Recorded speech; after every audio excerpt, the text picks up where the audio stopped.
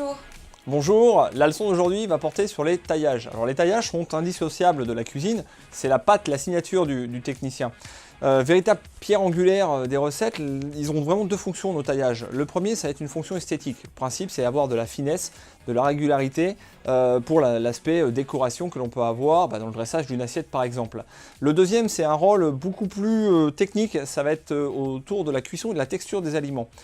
Pour simplifier, plus on va tailler gros un aliment, plus on va pouvoir le cuire longtemps ou plus on va pouvoir lui donner et lui garder de texture. Donc ça c'est assez important après d'adapter nos différents taillages aux différents types d'aliments ou à la cuisson que l'on va effectuer. Avant toute chose, Jean-Sébastien, ce qui est important, c'est de se munir d'ustensiles adéquats. Et aujourd'hui, on utilisera l'éminceur qui a une grande lame et assez large, qui vous permettra d'avoir une coupe nette et franche.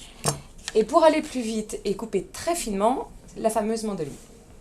On va commencer par le premier des taillages, qui va être un taillage qu'on appelle pont neuf, c'est-à-dire des grosses tranches d'1,5 cm. Alors on fait toujours un peu de parure, puisque le principe c'est que plus on va tailler gros, plus on va être régulier, et donc on va forcément avoir de la parure. Et on vient tailler ensuite, comme des grosses frites, d'1 cm à peu près de côté, 1,5 cm à peu près de côté. Alors, on a tendance à parler de la pomme pont neuf quand on parle de la pomme de terre, parce qu'en général, c'est l'exécution première de cette taille de légumes, mais bien sûr, vous l'exercez pour n'importe quel type de légumes, et notamment pour des cuissons qui vont être longues, qui permettra d'avoir un légume croustillant à l'extérieur et fondant à l'intérieur. Alors, le deuxième, on va toujours être dans des notions de pommes frites, c'est justement la frite. La frite qui est normalement destinée à la friture, mais c'est aussi un terme qu'on conserve pour tous les autres légumes. Donc une forme de frite peut s'adapter tout bien à une courgette ou encore au navélo comme aujourd'hui. Pareil, on a taillé des tranches très régulières. Ensuite, nos bâtonnets très réguliers et toutes nos parures, on va les mettre de côté. On fera de la purée ou du potage avec. Sachez qu'on ne jette rien. Les parures en cuisine, ça se recycle. Alors, la mandoline, on était tout à l'heure aussi sur une notion de mandoline. Donc ça nous permet de gagner en régularité. Donc on va commencer par tailler des tranches pour faire ce qu'on appelle maintenant une jardinière. Donc, la jardinière, c'est vraiment des tranches de 3 mm à 5 mm à peu près d'épaisseur, 3 cm à peu près de long, on va utiliser la largeur de notre radis, et ensuite on va tailler régulièrement. Donc là on peut superposer un petit peu pour gagner du temps, et ça, on va les couper comme ceci. Voilà, gardez en tête la taille du haricot vert pour ce taillage, c'est pratiquement la même chose. La jardinière, tout simplement, vous allez pouvoir la cuire dans une eau bouillante salée, mais vous pouvez très bien aussi faire revenir vos légumes à la poêle, à l'huile d'olive rapidement. Ça va vous permettre d'avoir une cuisson rapide et de conserver quand même le moelleux de votre légume. Ensuite, on va passer à la julienne. Alors la julienne, c'est peut-être le plus connu des taillages. C'est un peu les carottes râpées en fait. Tout à fait. Alors, des tranches à la mandoline, puisqu'on va être très régulier, de 1 à 2 mm d'épaisseur. On va pouvoir les superposer,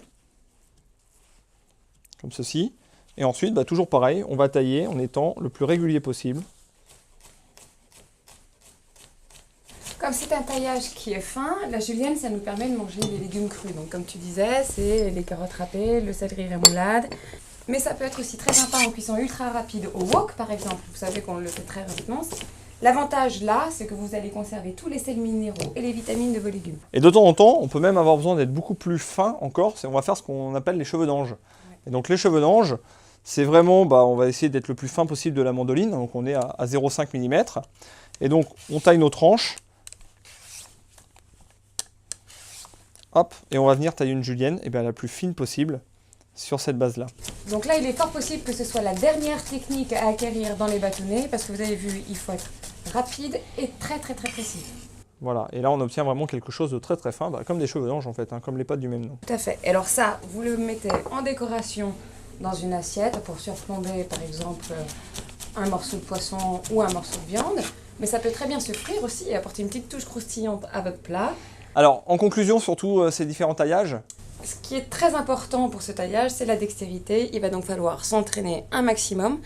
C'est ce qui fera de vous un bon tailleur de légumes. La prochaine leçon, on passera à des taillages différents. Oui, on sera sur des taillages plutôt légumes tournés. On va vraiment quitter les légumes géométriques pour arriver sur des taillages plutôt asymétriques.